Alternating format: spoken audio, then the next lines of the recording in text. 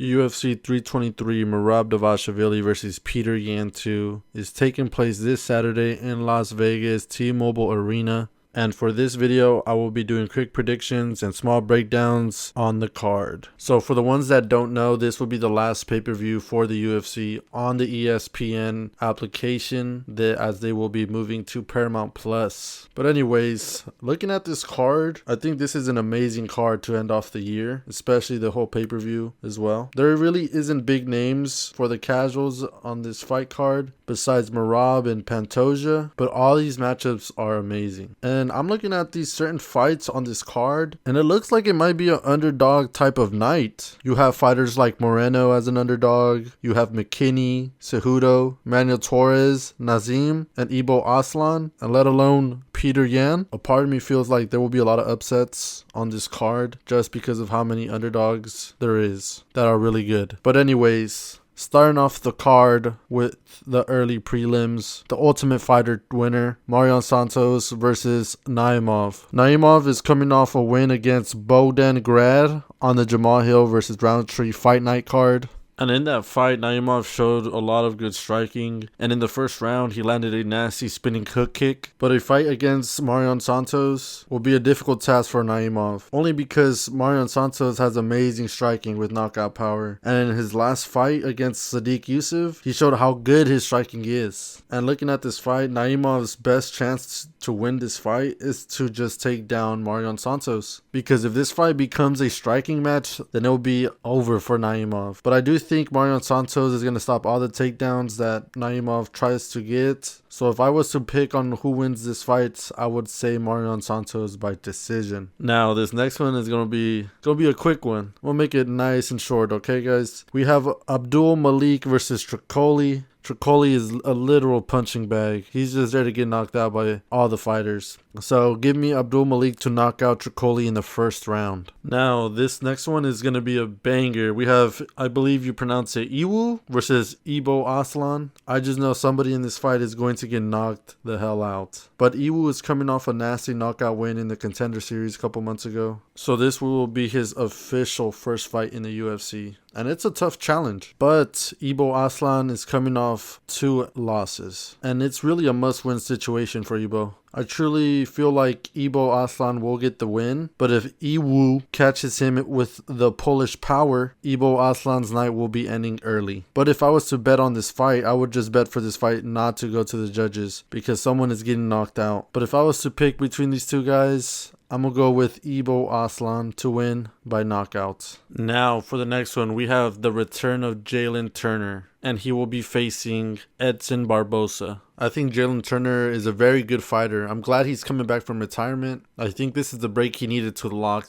the hell in. And an old opponent like Edson Barbosa, who's been in the fight game for a while, I believe Jalen Turner is going to have a dominant win. Even if it's a striking match or a grappling match or the fight gets on the floor, I think Jalen Turner would have the better outcome of every situation possible. I want to say he possibly wins by a knockout, or by a finish, but to play it safe, I would just do Jalen Turner money line if I was to be betting on this fight. And now, headlining the early prelims, we have Marvin Vettori versus Bruno Ferreira. I kind of find it crazy that Vettori is in the early prelims. I think it just goes to show how stacked this card is. But in a fight like this for Marvin, he is also at risk at losing his ranked spot. And if he manages to lose this fight, he could possibly get cut from the UFC. So it's a must-win situation for Marvin Vettori. But if you look at Ferreira's last fights, they weren't against top opponents like Marvin Vettori's. But Ferreira is coming off 2 wins by submission. I do think if Marvin keeps the fight standing and pressures him once the fight starts, he will be the one winning this fight. So like I said, for these early prelims, they're just going to be quick predictions. So give me Marvin Vettori to defeat and get back on that win column against Bruno Ferreira. Next up, we have Ziam versus Nazim. And like I said, this is another amazing matchup. Nazim is coming off a win against Nicholas Mota, and he's also undefeated in the UFC,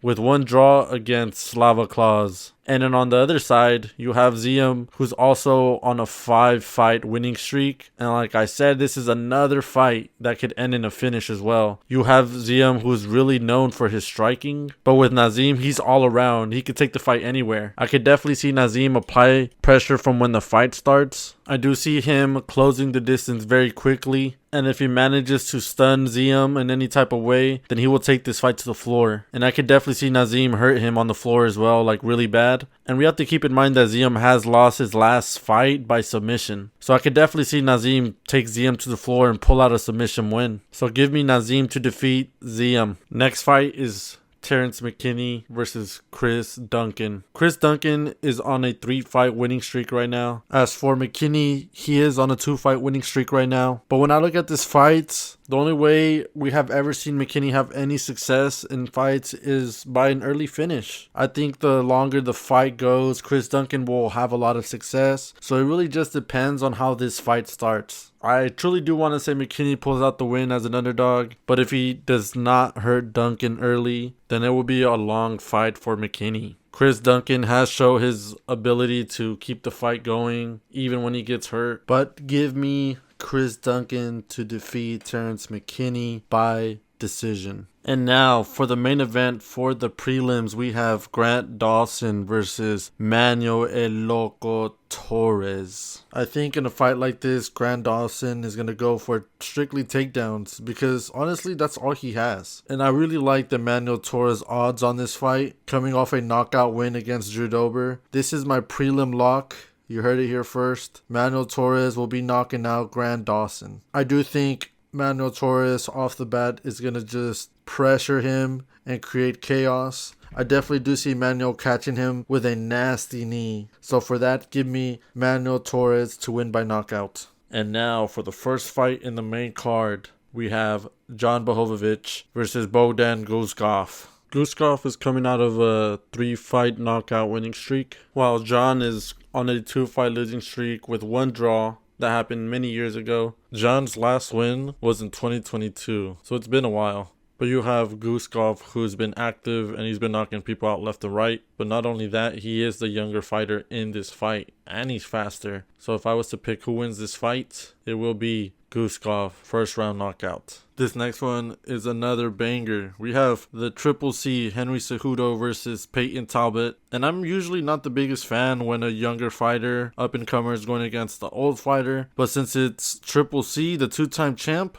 this will be an interesting matchup just because Cejudo is ranked 10. And if Peyton manages to defeat Cejudo, he will be taking that spot. But if we look back at Peyton's first loss in the UFC, it was against a 38-year-old Barcelos. And in that fight, Peyton couldn't stop a single takedown to save his life. And in my opinion, Cejudo is just a way better fighter and a way better wrestler than Barcelos. So once again, Peyton Talbot will be tested yet again with those takedown defense. But in Peyton's last fight against Felipe Lima, he stopped majority of those takedowns. Keep in mind, Felipe Lima is only 5'6", and Henry Cejudo is even shorter. He is 5'4". But on the face-off, it doesn't look like it's a big height difference, but we will see on fight day. But Peyton will have a big advantage with the height and the reach. I think Cejudo is going to struggle a lot in this fight, and I definitely see Peyton beating Cejudo. He's just younger, faster, and taller. In my opinion, way stronger. He has knockout power, and he's showed it before. He has all the advantages to beat a guy like Cejudo. I do think Peyton Talbot will take this fight to the judges, go to distance,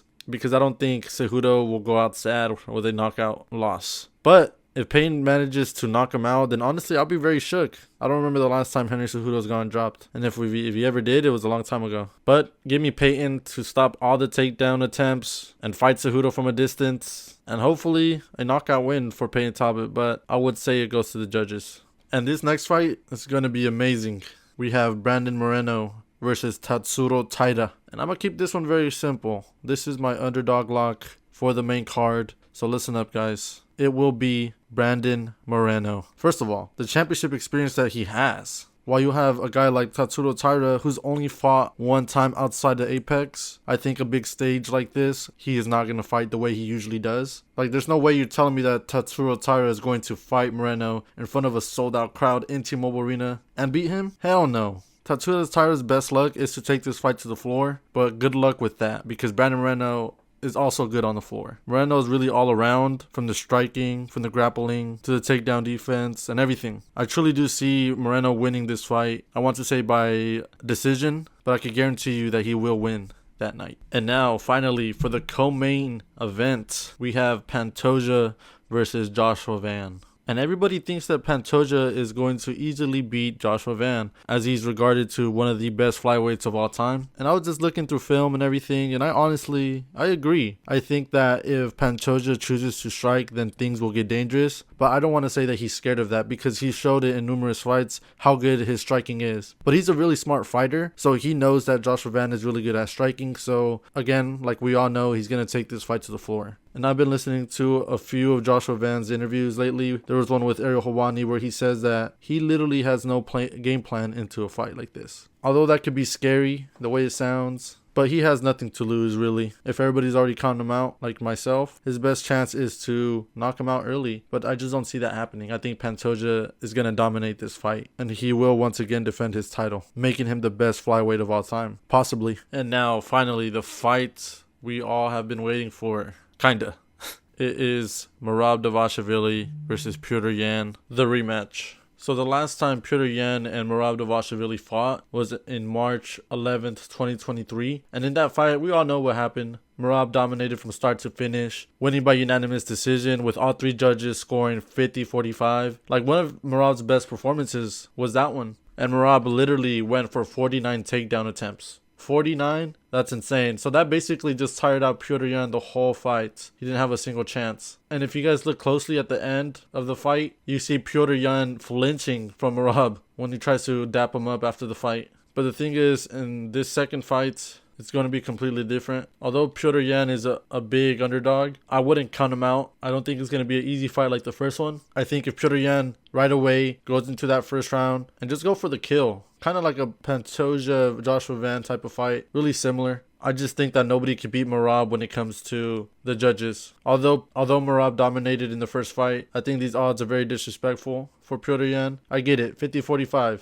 crazy performance. Petr Yan said he was hurt, but I don't buy it. I want to say that this fight will end in a finish. I want to say Merab gets the finish by knockout or submission, either way. Because if you guys go and look back, a lot of these rematches that go to distance and they fight again, it ends in a finish. It happens every time. So in a fight like this, I could definitely see Petr Yan try to go for the kill right away. He stands no chance if he tries to just fight him the whole fight. And with Merab, he's just been getting better and better every fight. So for that, give me Merab Dvalishvili to win by submission or knockout. So if you guys made it to the end of the video, I'm going to show you guys my underdog lock parlay. I guarantee you this is going to hit. But thanks for watching. Like, comment, subscribe, and I'll see you guys in the next one.